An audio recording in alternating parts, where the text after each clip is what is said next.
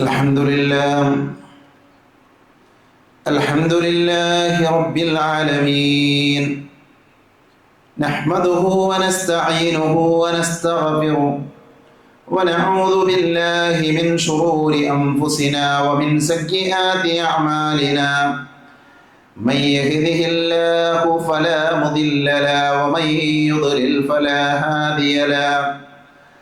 أشهد أن لا إله إلا الله وحده لا شريك له، وأشهد أن محمدا عبده ورسوله. اللهم صل على محمد وعلى آل محمد كما صليت على إبراهيم وعلى آل إبراهيم إنك حميد مجيد. اللهم بارك على محمد وعلى آل محمد كما باركت على إبراهيم وعلى آل إبراهيم إنك حميد مجيد. أما بعد فإن خير الحديث كتاب الله، وخير الهدي هدي محمد صلى الله عليه وسلم، وشر الأمور محدثاتها، وكل محدثة بدعة، وكل بدعة ضلالة، وكل ضلالة في النار. أعوذ بالله من الشيطان الرجيم. يا أيها الذين آمنوا اتقوا الله حق تقاته ولا تموتن إلا وأنتم مسلمون. أعوذ بالله من الشيطان الرجيم. يا أيها الذين آمنوا قوا أنفسكم وأهليكم نارا وقودها الناس والحجارة عليها ملائكة غلاظ شداد لا يعصون الله ما أمرهم ويفعلون ما يؤمرون.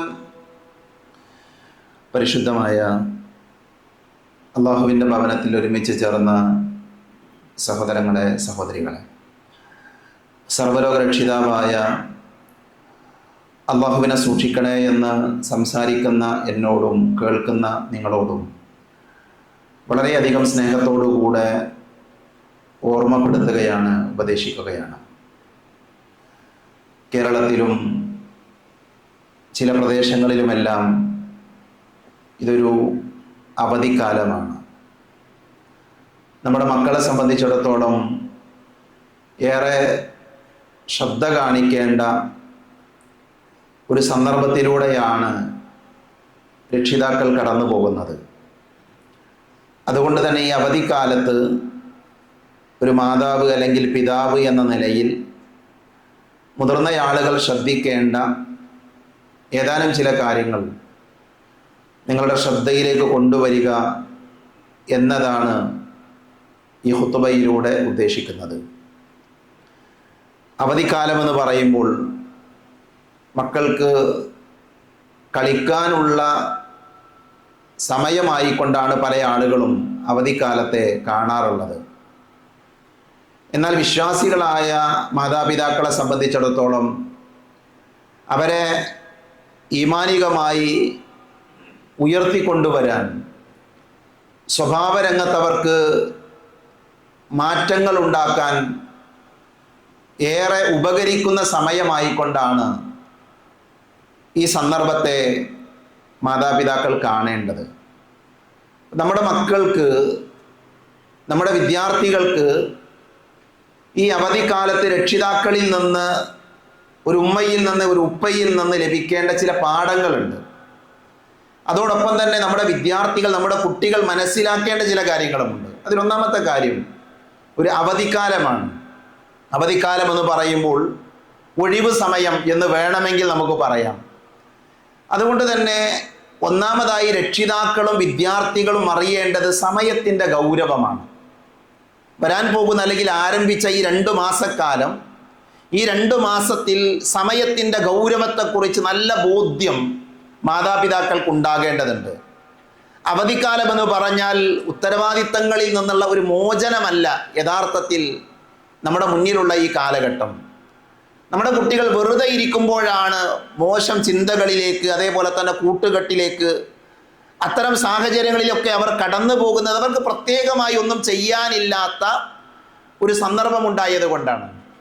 അതുകൊണ്ട് തന്നെയാണ് മുൻഗാമികളായ ആളുകൾ അവർ പറഞ്ഞു വെച്ച ഒരു വാചകമുണ്ട്, ഇന്ന ശബാബ വൽ ഫറാഗ വൽ ജിദ മഫ്സദതുൻ ലിൽ മർഇ ഐ മഫ്സദ. ഒരു കവിതയിലെ വാചകമാണ്. ആ വാചകത്തിൻ്റെ അർത്ഥം യൗവനവും ഒഴിവ് സമയവും പണവും ഒത്തുചേർന്നാൽ അത് മനുഷ്യനെ വലിയ നാശങ്ങളിലേക്ക് കൊണ്ടുപോകുമെന്നാണ്. അപ്പോൾ ഒരു മനുഷ്യൻ, അതാണാകട്ടെ പെണ്ണാകട്ടെ ചെറുപ്പക്കാരനാകട്ടെ അല്ലെങ്കിൽ കുട്ടിയാകട്ടെ ആരാകട്ടെ, അവൻ നശിക്കുവാനുള്ള കാരണം അവൻ്റെ ജീവിതത്തിൽ അവന് നല്ല ആരോഗ്യമുണ്ട്, അതേപോലെ തന്നെ ഒഴിവ് സമയമുണ്ട്, സമ്പത്തുണ്ട്. ഇതൊക്കെ ഒത്തുചേർന്നാൽ അല്ലെങ്കിൽ ഇത് ഏതെങ്കിലും ഒന്ന് ലഭിച്ചാൽ തന്നെ പലപ്പോഴും അവൻ നാശമാകാൻ, കേടുവരാൻ ഇടയാകുമെന്നാണ് മുൻഗാമികൾ നമ്മളെ പഠിപ്പിച്ചത്. അതുകൊണ്ട് തന്നെ നമ്മുടെ കുട്ടികൾക്ക് സമയത്തിൻ്റെ ഗൗരവം നമ്മൾ പറഞ്ഞു പഠിപ്പിക്കണം. എന്താണ് നമ്മൾ പറയേണ്ടത്? റസൂലുള്ളാഹി സ്വല്ലല്ലാഹു അലൈഹി വസല്ലമയിൽ നിന്ന് മഹാനായ ഇബ്നു അബ്ബാസ് റളിയല്ലാഹു അൻഹു ഉദ്ധരിക്കുന്ന ഹദീസ് നമുക്ക് എല്ലാവർക്കും അറിയാവുന്ന ഹദീസാണ്. നബി സല്ലല്ലാഹു അലൈഹി വസല്ലം പറഞ്ഞത്, നിഅമതാനി മഅബൂനൻ ഫീഹിമാ കസീറുൻ മിനൻ നാസ് അസ്സഹതു വൽ ഫറാഗ്. മനുഷ്യന്മാരിൽ അധിക ആളുകളും വിസ്മരിച്ച് കളയുന്ന അല്ലെങ്കിൽ വഞ്ചിതരായി പോകുന്ന രണ്ട് അനുഗ്രഹങ്ങളുണ്ട് എന്നാണ്. അധിക ആളുകളും ശ്രദ്ധിക്കാത്ത രണ്ട് അനുഗ്രഹങ്ങൾ, ഗൗരവമായി കാണാത്ത രണ്ട് അനുഗ്രഹങ്ങൾ. ഏതാണ് നിഅമത്ത്? ഒന്ന് ആരോഗ്യമാണ്, മറ്റൊന്ന് ഒഴിവ് സമയമാണ്. ഈ രണ്ട് അനുഗ്രഹങ്ങൾ, ആ അനുഗ്രഹത്തെക്കുറിച്ച് ബോധമില്ല എങ്കിൽ മനുഷ്യൻ വഴിതെറ്റാൻ സാധ്യത കൂടുതലാണ്. ഞാൻ പറഞ്ഞത്, കുട്ടികളായാലും മുതിർന്നവരായാലും ഈ അനുഗ്രഹത്തെക്കുറിച്ചുള്ള ബോധ്യത്തോടുകൂടെ ജീവിക്കണം. അപ്പോൾ 2 മാസക്കാലം നമ്മുടെ മക്കളെ സംബന്ധിച്ചിടത്തോളം ഇതിൻ്റെ മുമ്പുള്ള സമയം, പരീക്ഷാ കാലഘട്ടമുണ്ട്, സ്കൂളുകളിൽ കലാലയങ്ങളിൽ പോയ സമയമുണ്ട്, രാവിലെ മുതൽ വൈകുന്നേരം വരെ കലാലയങ്ങളിലാണ്, രാത്രി അവർക്ക് പഠിക്കാനുണ്ട്. എന്നാൽ അതൊന്നുമില്ലാത്ത ഒരുപാട് ഒഴിവ് സമയം കിട്ടുന്ന ഈ ഒരു അവധിക്കാലത്തേക്ക് അവർ പ്രവേശിക്കുമ്പോൾ സമയത്തെക്കുറിച്ച് എന്ത് ചെയ്യണം, ഈ സമയം എങ്ങനെ വിനിയോഗിക്കണം, അതിനെക്കുറിച്ച് അവർക്ക് ബോധ്യമുണ്ടാക്കി കൊടുക്കുക എന്നുള്ളത് രക്ഷിതാക്കളുടെ നിർബന്ധമായ കടമയാണ്. അതുകൊണ്ട് തന്നെ അവർക്ക് പറഞ്ഞു കൊടുക്കേണ്ട പാഠം നബി സല്ലല്ലാഹു അലൈഹി വസല്ലം പറഞ്ഞു, യഗ്തനിം ഖംസൻ ഖബ്ല ഖംസിൻ. 5 കാര്യങ്ങൾ നിങ്ങളെ പിടികൂടുന്നതിന് മുമ്പ് 5 കാര്യങ്ങൾ നിങ്ങൾ പ്രവർത്തിക്കണമെന്നാണ്. 5 കാര്യങ്ങൾ വരുന്നതിന് മുമ്പ് ആ 5 കാര്യങ്ങളെ ഉപയോഗപ്പെടുത്തണമെന്നാണ്. ഏതൊക്കെയാണ്? അതിലൊന്ന് ശബബക ഖബ്ല ഹറമിക.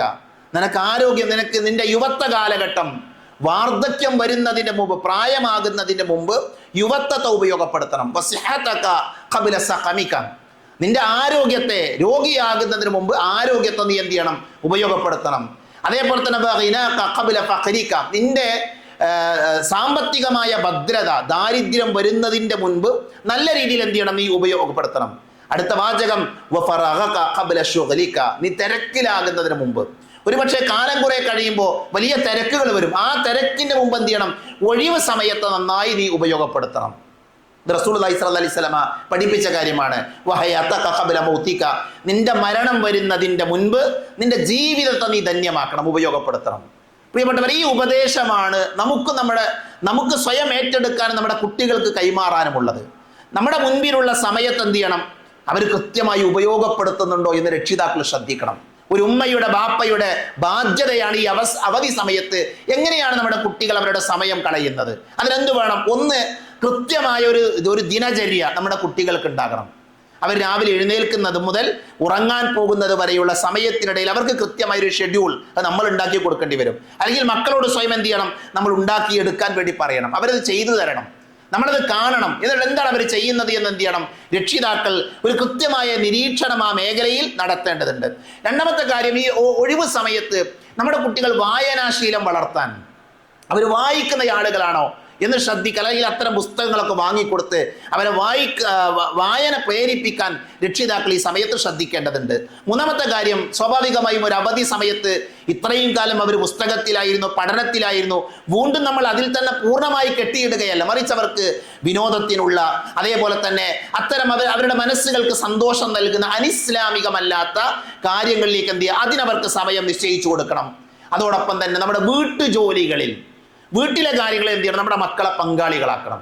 നമ്മുടെ വീട്ടിലെ പുതപ്പുകൾ മടക്കി വെക്കാൻ, അതേപോലെ തന്നെ മുറ്റം വൃത്തിയാക്കാൻ, പാത്രം കഴുകാൻ, ഇങ്ങനെ നമ്മുടെ വീടുമായി ബന്ധപ്പെട്ട കാര്യങ്ങളിലൊക്കെ എന്ത് ചെയ്യണം, നമ്മുടെ മക്കളെ കൂടെ പങ്കു ചേർക്കാൻ മാതാപിതാക്കൾ ശ്രദ്ധിക്കേണ്ടതുണ്ട്.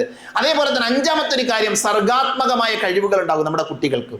പല രീതിയിലുള്ള കഴിവുകൾ നമ്മുടെ കുട്ടികൾക്കുണ്ട്. ആ കഴിവുകൾ എന്ത് ചെയ്യണം, അതിനെ വളർത്താൻ, അവരുടെ സ്കില്ലുകൾ അതിനെ വളർത്താൻ എന്ത് ചെയ്യണം, രക്ഷിതാക്കൾ ഈ സമയത്ത് പ്രത്യേകം ശ്രദ്ധിക്കണം. അതുകൊണ്ട് തന്നെ അവരുടെ സമയം പോസിറ്റീവായി ഉപയോഗപ്പെടുത്തുക എന്നുള്ളതാണ് അവധിക്കാലത്ത് രക്ഷിതാക്കൾ ശ്രദ്ധിക്കേണ്ട ഒന്നാമത്തെ കാര്യം.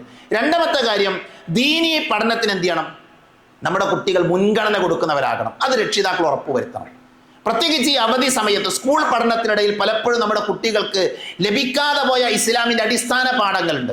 നമ്മുടെ കുട്ടികളെയൊക്കെ ഒന്ന് വിളിച്ചു വരുത്തി അവരോട് മതപരമായ കാര്യങ്ങൾ ചോദിച്ചാൽ എന്തായിരിക്കും അവർ പറയാം? റസൂലുള്ളാഹി സ്വല്ലല്ലാഹു അലൈഹി വസല്ലം പറഞ്ഞു, മയ്യുരിദില്ലാഹു ബിഹി ഖൈറൻ യുഫഖിഹുഹു ഫിദ്ദീൻ. അള്ളാഹു ഒരാൾക്ക് നന്മ ഉദ്ദേശിച്ചാൽ അവൻ അള്ളാഹു ദീനിൽ അവഗാഹം കൊടുക്കുന്നതാണ്. ദീൻ അറിയുന്ന ആളായിരിക്കും. അള്ളാഹു ഒരാൾക്ക് നന്മ ഉദ്ദേശിച്ചു എന്നതിൻ്റെ അടയാളമാണ് അയാൾ ദീന് നന്നായി പഠിച്ച ആളായിരിക്കും. അയാൾക്ക് നിസ്കരിക്കാൻ കൃത്യമായിട്ട് അറിയാം, ഖുർആൻ ഓതാൻ അറിയാം, ഖുർആന്റെ അർത്ഥം അറിയാം, അതേപോലെ തന്നെ എഴുതാൻ അറിയും. ഇതൊക്കെ അള്ളാഹു സുബ്ഹാനഹു വ തആല ഒരാളെ ഇഷ്ടപ്പെട്ടു എന്നതിൻ്റെ അടയാളമാണ്. അള്ളാഹു ആ കൂട്ടത്തിൽ നമ്മളെയൊക്കെ ഉൾപ്പെടുത്തുമാറാകട്ടെ. അതുകൊണ്ട് തന്നെ നമ്മുടെ കുട്ടികൾ അള്ളാഹു ഇഷ്ടപ്പെട്ട ആളുകളാകണം. അതിനെന്താ വേണ്ടത്? അവർക്ക് മതപരമായ അവഗാഹം കൊടുക്കാൻ, മതപരമായ അറിവുകൾ ഉണ്ടാക്കി കൊടുക്കാൻ രക്ഷിതാക്കൾ ശ്രദ്ധിക്കണം. ഞാൻ ഓതി വെച്ച ആയത്ത് അതാണ് പഠിപ്പിക്കുക. അയ്യുഹല്ലദീന ആമനു ഖൂ അൻഫുസകും വഅഹ്ലീകും നാറ. സത്യവിശ്വാസികളെ, നിങ്ങൾ നിങ്ങളുടെ ശരീരത്തെയും നിങ്ങളുടെ കുടുംബാംഗങ്ങളെയും നരകത്ത് നിന്ന് രക്ഷപ്പെടുത്തണം എന്നാണ്. ഇത് അള്ളാഹു നമ്മളെ ഏൽപ്പിച്ച കടമയാണ്, രക്ഷിതാക്കളുടെ ബാധ്യതയാണ്. മഹാനായ അലി ഇബ്നു അബീ ത്വാലിബ് റളിയല്ലാഹു അൻഹു ഈ ആയത്തിനെ വിശദീകരിച്ചുകൊണ്ട് പറഞ്ഞത് അദ്ദിബൂഹും വഅല്ലിമൂഹും എന്നാണ്. നിങ്ങൾ നിങ്ങളുടെ കുട്ടികൾക്ക് അദബ് പറഞ്ഞു കൊടുക്കണം, അതേപോലെ തന്നെ അവർക്ക് നിങ്ങൾ ഇൽമു കൊടുക്കണം എന്നാണ്. ഒരു രക്ഷിതാവിന്റെ ബാധ്യതയാണ് ഈ ഇൽമ. എന്താ? മതപരമായ അറിവാണ്. അതിനർത്ഥം ഭൗതികമായ അറിവ് കൊടുക്കേണ്ടതല്ല. ഭൗതികമായി ഏറ്റവും നല്ല അറിവ് എന്ത് ചെയ്യണം, നമ്മുടെ കുട്ടികൾക്ക് നമ്മൾ വാങ്ങിക്കൊടുക്കണം. അതിനുള്ള സാഹചര്യങ്ങൾ നമ്മൾ ഒരുക്കി കൊടുക്കണം. എന്നാൽ ഏറ്റവും പ്രാധാന്യത്തോടുകൂടെ ഒരു ഉപ്പ ഒരു ഉമ്മ എന്ന നിലയിൽ മക്കളുടെ വിഷയത്തിൽ രക്ഷിതാക്കൾ ശ്രദ്ധിക്കേണ്ട കാര്യമാണ് അവർക്ക് മതപരമായ അറിവുകൾ പകർന്നു കൊടുക്കാൻ ശ്രദ്ധിക്കേണ്ടതുണ്ട്. മഹാനായ അലി ഇബ്നു അബീ ത്വൽഹ റളിയല്ലാഹു അൻഹു, അദ്ദേഹം ഇബ്നു അബ്ബാസ് റളിയല്ലാഹു അൻഹുവിൽ നിന്ന് ഈ ആയത്തിനെ വിശദീകരിക്കുമ്പോൾ പറഞ്ഞത്, ഈ ആയത്ത് കൊണ്ട് അർത്ഥമാക്കുന്നത് അമലു ബി ത്വാഅത്തില്ലാഹ്, നമ്മുടെ കുടുംബത്തോട് പറയണം അള്ളാഹനെ അനുസരിക്കണം കേട്ടോ. ഭാര്യനോടും മക്കളോടൊക്കെ രക്ഷിതാക്കൾ കൽപ്പിക്കേണ്ട കാര്യമാണ്. അതേപോലെ തന്നെ പാപങ്ങളിൽ നിന്ന് അകന്നു നിൽക്കണം. അതേപോലെ തന്നെ ദിക്റുകൾ എടുക്കാൻ, അള്ളാഹുവിനെ ഓർക്കുന്ന ആളുകളാകാൻ, നരകത്തുനിന്ന് രക്ഷപ്പെടുത്തുന്ന പണിയെടുക്കാൻ വേണ്ടി അവരെ ഉത്ബോധിപ്പിക്കണം, അവരെ ഓർമ്മപ്പെടുത്തണമെന്നൊക്കെ തഫ്സീറുകളിൽ നമുക്ക് വായിക്കാൻ സാധിക്കും. അതുകൊണ്ട് സഹോദരങ്ങളെ, ഈ അവധിക്കാലത്ത് നമ്മുടെ കുട്ടികൾ മതപരമായി ഇന്നലെ വരെ പഠിക്കാത്ത എന്ത് പഠിച്ചു എന്ന് എന്ത് ചെയ്യണം, നമ്മളൊരു പരിശോധന നടത്തണം. അപ്പോൾ ഇന്ന് ഈ ഖുത്ബയൊക്കെ കഴിഞ്ഞ് നിങ്ങൾ വീട്ടിലെത്തി നിങ്ങളുടെ മക്കളെ ഒന്ന് വിളിച്ചു വരുത്തി അവരോട് ചോദിച്ചു നോക്കുക, മയ്യത്ത് നമസ്കാരത്തിന്റെ രൂപം എന്ന് പറഞ്ഞു നോക്കി. അത് വലിയ കുട്ടിയാകട്ടെ ചെറിയ കുട്ടിയാകട്ടെ അവർക്ക് അറിയോ? മയ്യത്ത് നമസ്കാരത്തിലെ പ്രാർത്ഥനകൾ, അതിൻ്റെ കൈഫിയത്ത്, അതിൻ്റെ രൂപം, അതേപോലെ തന്നെ നമസ്കാരത്തിലെ പ്രാർത്ഥനകൾ തുടക്കം മുതൽ അവസാനം വരെ നമ്മളൊക്കെ പ്രാർത്ഥിക്കുന്നുണ്ട്. ആ പ്രാർത്ഥനകൾ, അതിൻ്റെ അർത്ഥം നമ്മുടെ കുട്ടികൾക്ക് അറിയോ? ഒന്നൊരു ആത്മാർത്ഥമായി പരിശോധന നടത്തി നോക്കും നിങ്ങൾ. അതേപോലെ തന്നെ വിശുദ്ധ ഖുർആൻ തെറ്റുകൂടാതെ നമ്മുടെ കുട്ടികൾക്ക് ഓതാൻ അറിയോ? ഞാൻ ആരെയും ആക്ഷേപിക്കാൻ വേണ്ടി പറയുന്നതല്ല. നമ്മളിൽ പല കുട്ടികൾക്കും ഇതൊന്നും ലഭിച്ചിട്ടില്ല, അവർക്ക് അത്തരത്തിലുള്ള അറിവുകൾ ഉണ്ടായിട്ടില്ല. ഫാത്തിഹ സൂറത്തിന്റെ അർത്ഥം പോലും അറിയാത്ത കുട്ടികൾ നമ്മുടെ ഇടയിലുണ്ട്. നമ്മുടെ മക്കളിൽ പല ആളുകളും, അത് മുതിർന്ന ആളുകളുണ്ട്, ഫാത്തിഹ സൂറത്തിന്റെ അർത്ഥം പോലും അറിയാത്ത ആളുകൾ. ഒരു ദിവസം ഒരു വിശ്വാസിയുടെ ജീവിതത്തിൽ അവൻ ചൊല്ലേണ്ട, അവൻ പ്രാവർത്തികമാക്കേണ്ട പ്രാർത്ഥനകളുണ്ട്. 15 വയസ്സായ 20 വയസ്സായ നമ്മുടെ കുട്ടികൾക്ക് അത് അറിയില്ല. അവർ കോളേജിലാണ് പഠിക്കുന്നത്, അതേപോലെ തന്നെ ഒരു പ്ലസ് ടുവിൽ പഠിക്കുന്ന ആളാണ്, 10ാം ക്ലാസ്സിൽ പഠിക്കുന്ന ആളാണ്. പക്ഷെ അതൊന്നും അറിയാത്തവരാണ് നമ്മുടെ കുട്ടികളെങ്കിൽ അവിടെ വലിയ ഒരു ബാധ്യത നമുക്ക് നിർവഹിക്കാനുണ്ട്. അതുകൊണ്ട് തന്നെ ഈ അവധിക്കാലത്ത് എൻ്റെ കുട്ടികളെ മതപരമായി ഉയർത്തിക്കൊണ്ടുവരുവാൻ ഞാൻ എന്ത് ചെയ്യും, ഞാൻ ശ്രമിക്കുമെന്ന ഒരു തീരുമാനം, അതിനുള്ളൊരു പരിശ്രമം മാതാപിതാക്കൾ എടുക്കേണ്ടതുണ്ട്. മൂന്നാമത്തെ കാര്യം, നമ്മുടെ മക്കൾക്ക് ഈ അവധിക്കാലത്ത് അവരെ അദബ് പഠിപ്പിക്കാൻ, മര്യാദകൾ പഠിപ്പിക്കാൻ എന്ത് ചെയ്യണം, നമ്മൾ ശ്രദ്ധിക്കണം. അത് രക്ഷിതാവിൻ്റെ അനിവാര്യമായ ബാധ്യതയാണ്. വലിയ ആളുകളെ ബഹുമാനിക്കാൻ, ചെറിയ ആളുകളോട് കരുണ കാണിക്കാൻ, സംസാരിക്കുമ്പോൾ സത്യസന്ധത പുലർത്താൻ, ഇതൊക്കെ അവരെ പഠിപ്പിക്കേണ്ട കാര്യമാണ്. ഇതൊക്കെ അവർക്ക് നമ്മൾ ജീവിതത്തിലൂടെ കാണിച്ചു കൊടുക്കണം. അതോടൊപ്പം തന്നെ അവർക്കത് പറഞ്ഞ് മനസ്സിലാക്കി കൊടുക്കണം. മഹാനായ ഇബ്നു മുബാറക് റഹ്മത്തുള്ളാഹി അലൈഹി അദ്ദേഹം പറഞ്ഞത്, അറിവ് നേടുന്നതിന് മുമ്പ് അദബ് നേടണം എന്നാണ്. അറിവ് നേടുന്നതിൻ്റെ മുൻപ് അദബ് നേടണം. കാരണം അതബുള്ള ഒരാളാണ്, സംസ്കാരമുള്ള ഒരാളാണ്, മര്യാദകൾ അറിയുന്ന ഒരാളാണ്. എന്ത് ചെയ്യുക, അയാൾക്ക് നന്നായി പഠിക്കാൻ പറ്റും, ഒരു നല്ല മനുഷ്യനാകാൻ പറ്റുക. അതുകൊണ്ട് തന്നെ അതബ് നമ്മുടെ കുട്ടികൾ എന്ത് ചെയ്യണം, നമ്മൾ പഠിക്കണം. അപ്പം നമ്മുടെ കുട്ടികളെ ക്ഷമിക്കാൻ പഠിപ്പിക്കാം. ഇതൊരു വലിയ പാഠമാണ്, നമ്മുടെ കുട്ടികൾക്ക് നാം പകർന്നു കൊടുക്കേണ്ട പാഠമാണ്. നോക്കൂ നിങ്ങൾ, കുട്ടികളെ നമ്മൾ ക്ഷമിക്കാൻ പഠിപ്പിക്കുക എന്ന് പറഞ്ഞാൽ തെറ്റ് പറ്റിയാൽ അത് സമ്മതിക്കാൻ, അവൻ്റെ അടുക്കൽ ഒരു തെറ്റു പറ്റിയാൽ തെറ്റാണ് എന്ന് പറയാൻ, തെറ്റുപറ്റിയെന്ന് പറയാൻ, ക്ഷമിക്കണമെന്ന് പറയാൻ നമ്മുടെ കുട്ടികളെ നമ്മൾ പഠിപ്പിക്കണം. അതേപോലെ തന്നെ നമ്മുടെ കുട്ടികൾ കൽപ്പിക്കുന്ന ആളുകളാകാൻ പാടില്ല. അവരുടെ വീട്ടിലെ മുതിർന്ന ആളുകളോടും അതേപോലെ തന്നെ അവരുടെ താഴെയുള്ള ആൾക്കാരോടൊക്കെ കൽപ്പനകൾ പറയുന്ന ആൾക്കാരാണ്, ചെയ്യാൻ കൽപ്പിക്കുന്ന ആളുകൾ. അതൊക്കെ നമ്മൾ ഒഴിവാക്കിപ്പിക്കണം. നമ്മുടെ കുട്ടികളോട് കാര്യങ്ങൾ പറയുമ്പോൾ ആജ്ഞാപിക്കാതെ അപേക്ഷാസ്വരത്തിൽ പറയുന്ന ഒരു പ്രവണത, അതൊരു സ്വഭാവമാണ്. അത് നമ്മുടെ കുട്ടികളുടെ ജീവിതത്തിൽ ഉണ്ടാകേണ്ട മാറ്റമാണ്. അതേപോലെ തന്നെ അനുവാദം ചോദിക്കാൻ പാടില്ല. ഇതൊക്കെ ഒരു ഉദാഹരണമാണ്. ഒരുപാട് കാര്യങ്ങൾ ഈ മേഖലയിൽ നമുക്ക് പറയാനുണ്ട്. പക്ഷേ ഇതൊക്കെ ഓരോ ഉദാഹരണങ്ങൾ. അവിടെയൊക്കെ എന്ത് ചെയ്യുക, അതബുകൾ, മര്യാദകൾ എന്ത് ചെയ്യണം, നമ്മുടെ കുട്ടികളെ നമ്മൾ പഠിപ്പിക്കണം. ഭക്ഷണ രീതികൾ എന്ത് ചെയ്യണം, നമ്മുടെ കുട്ടികളെ പഠിപ്പിക്കണം. ചില കുട്ടികൾ അവരുടെ കാര്യം മാത്രം നോക്കുന്ന ആൾക്കാർ, എന്ത് കിട്ടിയാലും അവർക്ക് മാത്രമായിരിക്കും. ഇത് മനസ്സിലാക്കിയ രക്ഷിതാക്കൾ എന്ത് ചെയ്യണം, അവർ മറ്റുള്ളവർക്ക് കൂടെ ഷെയർ ചെയ്യുന്ന, പങ്കിടുന്ന സ്വഭാവക്കാരാക്കി മാറ്റണമെങ്കിൽ നമ്മളത് പഠിപ്പിക്കണം. അതിൻ്റെ അത്തരത്തിലൊരു ബോധം അവർക്ക് പകർന്നു കൊടുക്കണം. അതിന് ഏറ്റവും നല്ല സമയത സാധാരണ ഒരു വിദ്യാർത്ഥിയുടെ കാലഘട്ടം എന്ന് പറഞ്ഞാൽ വളരെ കുറച്ച് സമയം ഉമ്മാനി ബാപ്പാനി കൂടെ ഉണ്ടാകുക. ഇത് 2 മാസക്കാലം നമ്മുടെ കൂടെ നമ്മുടെ കുട്ടികളുടെ, അവർ നമ്മളെ കണ്ട് അവർ നമ്മളെ നോക്കിയിരിക്കുകയാണ്. അതുകൊണ്ട് തന്നെ ഈ സമയത്ത് എന്ത് ചെയ്യണം, അത്തരത്തിലുള്ള അതബുകൾ, മര്യാദകൾ പഠിപ്പിക്കാൻ വേണ്ടി രക്ഷിതാക്കൾ ശ്രദ്ധിക്കണം. 4ാമത്തെ കാര്യം, രക്ഷിതാക്കൾ ശ്രദ്ധിക്കണം, മാതാപിതാക്കളുടെ സാന്നിധ്യം, അവരുടെ സാമീപ്യം എന്ത് ചെയ്യണം, കുട്ടികളുടെ കൂടെ ഉണ്ടാകണം. കുട്ടികളുടെ കൂടെ കുറച്ച് സമയം ഇരിക്കാൻ, അവർ പറയുന്നത് കേൾക്കാൻ, അവരുമായിക്കൊണ്ട് യാത്ര ചെയ്യാൻ, അവരുടെ ആവശ്യങ്ങൾ അന്വേഷിക്കാൻ രക്ഷിതാക്കൾ എന്ത് ചെയ്യണം, പ്രത്യേകം ശ്രദ്ധിക്കണം. മക്കളെ വെറുതെ ട്യൂഷൻ ക്ലാസ്സുകളിലേക്കോ അതേപോലെ ക്യാമ്പുകളിലേക്കോ അയച്ചാൽ മാത്രം പോരാ, അതൊക്കെ വേണ്ടെന്നല്ല.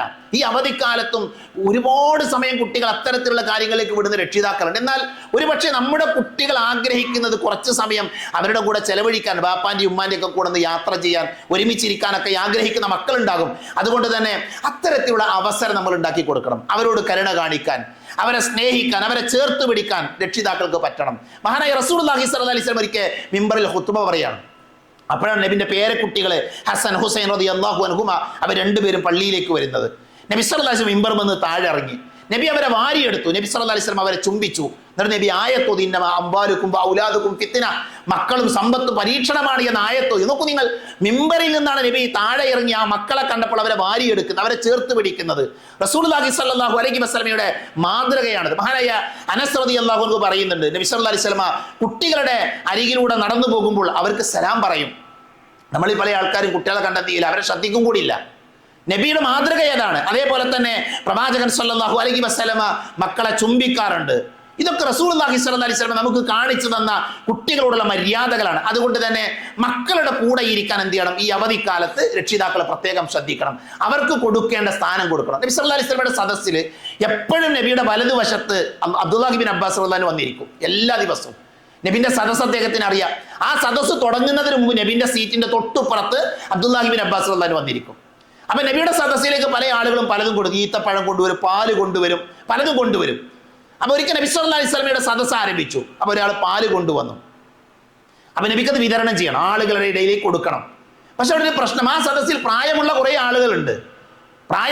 നബി സല്ലല്ലാഹു അലൈഹി വസല്ലമക്ക് പ്രായമുള്ള ആളുകൾക്ക് കൊടുക്കാൻ ആഗ്രഹമുണ്ട്. പക്ഷെ ആ സദസ്സിൽ നബിയുടെ മര്യാദ, നബി എന്ത് കൊടുക്കുമ്പോഴും എന്തൊരു നല്ല കാര്യം വലതുവശത്ത് നിന്ന് ആരംഭിക്കുക, വലതുനിന്ന് നബി തുടങ്ങാം. അപ്പൊ നബി സല്ലല്ലാഹു അലൈഹി വസല്ലം ഈ കുട്ടിനോട് ചോദിക്കുന്നത്, ഈ സദസ്സിൽ പ്രായമുള്ള കുറെ ആൾക്കാരുണ്ട്, ഞാൻ അവർക്ക് ആദ്യം കൊടുത്തോട്ടെ.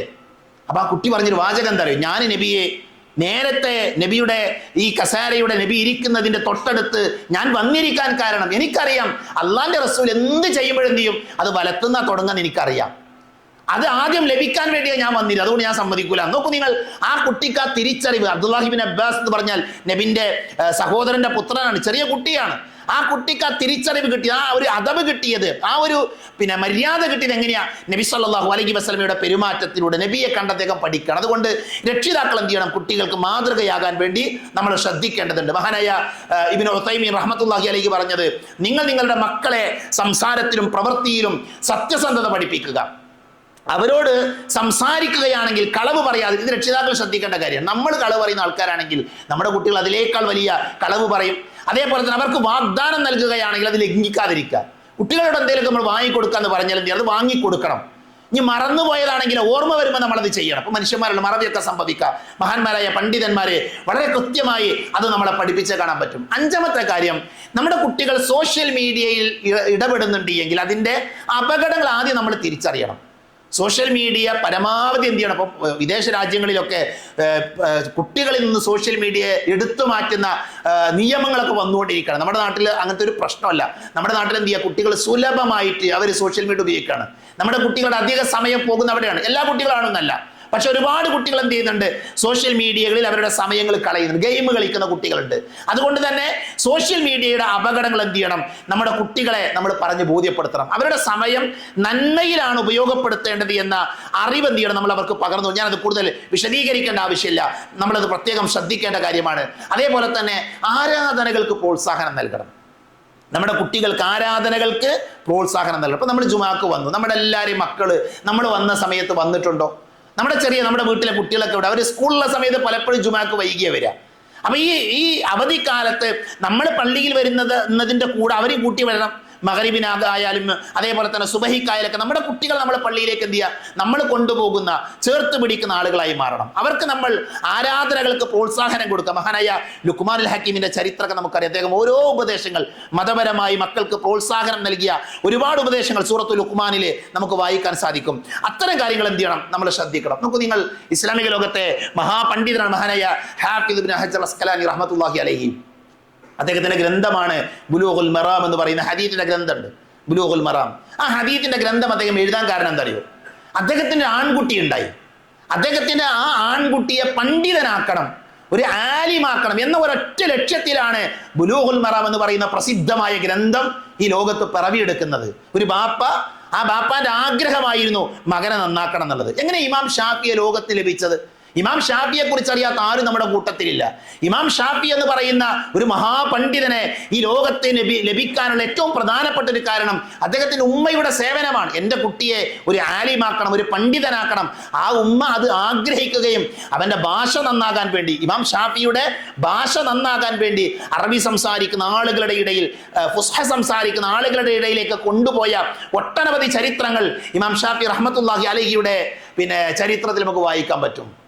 ഞാൻ ഇന്നലെ ഈ വിഷയം നോക്കുമ്പോൾ എന്നെ അത്ഭുതപ്പെടുത്തിയൊരു കാര്യം, മഹാനായ ഇബ്നുൽ ജൗസി റഹ്മത്തുള്ളാഹിയുടെ ഒരു ഗ്രന്ഥമുണ്ട്. ഇബ്നുൽ ജൗസി റഹ്മത്തുള്ളാഹി അലൈഹിയുടെ ആ ഗ്രന്ഥം അദ്ദേഹം രചിച്ചതിനറിയോ? തൻ്റെ മകൻ, അദ്ദേഹം സമയം എങ്ങനെ, ആ കുട്ടി സമയം അത്ര നല്ല രീതിയിലല്ല ഉപയോഗിക്കുന്നത് എന്ന് അദ്ദേഹത്തിന് മനസ്സിലായി. അത് മനസ്സിലായ സമയത്ത് അദ്ദേഹം മകനെ ഒരു കത്ത് എഴുതാണ്. ആ കത്ത് കാലഘട്ടത്തിൽ ഒരു ഗ്രന്ഥമായി പുറത്തു വന്നു, ഒരു പുസ്തകമായിട്ട്. മഹാനായ ഇബ്നുൽ ജൗസി റഹ്മത്തുള്ളാഹി അലൈഹി മകൻ എഴുതിയ ലേഖനങ്ങൾ, മകൻ എഴുതിയ നസീഹത്തുകൾ, ലഫ്തത്തുൽ കബദി ഇലാ നസീഹത്തിൽ വലദി എന്ന പേരിൽ ഒരു ഗ്രന്ഥമുണ്ട് അറബി ലോകത്ത്. ഇതൊരു ബാപ്പ മകൻ എഴുതിയ കത്തുകളാണ്. ആ മകന്റെ വളർച്ചയെ എത്രമാത്രം ആ ബാപ്പ ആഗ്രഹിച്ചിട്ടുണ്ട്. അപ്പൊ ഈ നമ്മുടെ ഇടയിൽ ജീവിച്ചു പോയ നമ്മളെപ്പോലെയുള്ള മനുഷ്യന്മാർ മക്കളുടെ നന്മക്ക് വേണ്ടി ചെയ്ത ഒരുപാട് സേവനങ്ങൾ നമുക്ക് കാണാൻ പറ്റും. അതുകൊണ്ട് നമ്മൾ ശ്രദ്ധിക്കുക, നമ്മുടെ കുട്ടികൾക്ക് കുറച്ച് സമയം എന്ത് ചെയ്യാം, നമ്മൾ മാറ്റിവെക്കുക.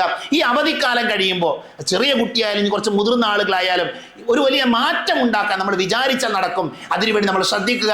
ഏറ്റവും പ്രാധാന്യം നമ്മുടെ കുട്ടികളുടെ കൂട്ടുകെട്ട് എന്ത് ചെയ്യണം? നമ്മൾ ശ്രദ്ധിക്കണം. ആരുമായി കൊണ്ടാണ് നമ്മുടെ കുട്ടികൾ കൂട്ടുകൂടുന്നത്? നബി പറഞ്ഞില്ലേ, അർറജുലു അലാ ദീനി ഖലീലിഹി, ഒരാളുടെ ഒരാള് അവരുടെ കൂട്ടുകാരന്റെ ദീനിലായിരിക്കുന്നതാണ്. അതുകൊണ്ട് നിങ്ങൾ ആരുമായി കൊണ്ടാണ് കൂട്ടുകൂടുന്നത് എന്ന് നോക്കണമെന്ന് നബി സല്ലല്ലാഹു അലൈഹി വസല്ലം പറഞ്ഞിട്ടുണ്ട്. നമ്മുടെ കുട്ടികളിൽ പല ആൾക്കാരും മദ്യപിച്ചത് ഒറ്റക്ക് പോയിട്ടല്ല, കൂട്ടുകൂടിയിട്ടാണ്. നമ്മുടെ കുട്ടികളിൽ പല ആളുകളും തോന്നിവാസങ്ങൾ പ്രവർത്തിച്ചത് അവരൊറ്റക്കല്ല, ഏതൊക്കെയോ കൂട്ടുകാരുടെ കൂടെയാണ്. അതുകൊണ്ട് തന്നെ എൻ്റെ കുട്ടി ആരുമായി കൊണ്ടാണ് ഇടപഴകുന്നത്, കൂട്ടുകൂടുന്നത് എന്ന് എന്ത് ചെയ്യണം? കൃത്യമായി കൊണ്ട് നോക്കണം. നാളെ അക്രമികളായ ആളുകൾ, പരലോകത്ത് വിരൽ കടിക്കുന്ന ആളുകളുടെ ഒരു വിലാപം എന്താ?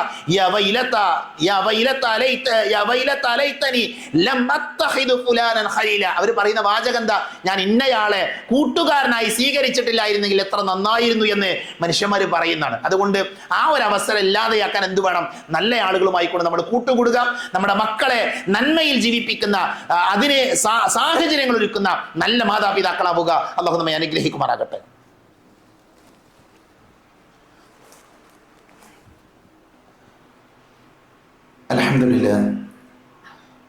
അൽഹംദുലില്ലാഹി അല്ലദീ അല്ലമ ബിൽ ഖലം അല്ലമൽ ഇൻസാന മാ ലം യഅലം വസ്സലാത്തു വസ്സലാമു അലാ അഷ്റഫുൽ മുർസലീൻ വഅലാ ആലിഹി വഅസ്ഹാബിഹി അജ്മഈൻ അമ്മാ ബഅദ്. ഒരിക്കൽ കൂടെ അല്ലാഹുവിനെ സൂക്ഷിക്കണേ എന്ന് ഓർമ്മപ്പെടുത്തുകയാണ്. ഇസ്ലാമിക ലോകത്തെ മഹാപണ്ഡിതനായ ഇബ്നുൽ ഖയ്യിം റഹ്മത്തുള്ളാഹി അലൈഹി അദ്ദേഹത്തിൻ്റെ അൽവാബിൽ സയ്യിബ് എന്ന പ്രസിദ്ധമായ ഗ്രന്ഥത്തിൽ മനുഷ്യനെ നേർവഴിയിൽ നിന്ന് വ്യതിചലിപ്പിക്കാൻ, തെറ്റിക്കാൻ മനുഷ്യൻ്റെ ശത്രുവായ പിശാച് ഉപയോഗിക്കുന്ന പ്രധാനപ്പെട്ട 3 മാർഗങ്ങളെക്കുറിച്ച് വിവരിക്കുന്നുണ്ട്. അദ്ദേഹം പറഞ്ഞത് ഖാലൽ ഇമാം ഇബ്നുൽ ഖയ്യിം റഹിമഹുല്ലാ സലാസത്തു അബ്വാബിൻ യദ്ഖുലു മിൻഹ ശൈത്വാനു അലൽ അബ്ദ്. അദ്ദേഹം പറയുന്നത് 3 വാതിലുകളിലൂടെ, 3 കവാടങ്ങളിലൂടെ മനുഷ്യൻ്റെ സമീപത്തേക്ക് പിശാച് വരും.